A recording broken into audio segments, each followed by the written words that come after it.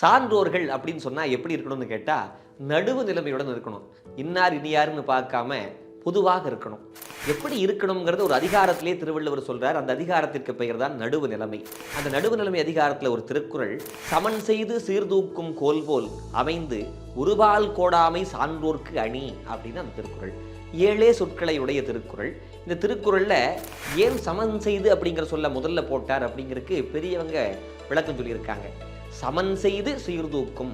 ஒரு துலாக்கோல் இருக்கு, ஒரு தராசு இருக்கு அப்படின்னு சொன்னா முதல்ல எடுத்து பார்த்தா அது சரியா சமமாக இருக்கணும். அதுக்கப்புறம் தான் அதில் எடை போட்டால் அதில் போடக்கூடிய பொருட்கள் சரியாக வந்து சேரும். அதை போல ஒரு சான்றோன் என்பவன் தன்னை சமன் செய்து கொள்ள வேண்டும்.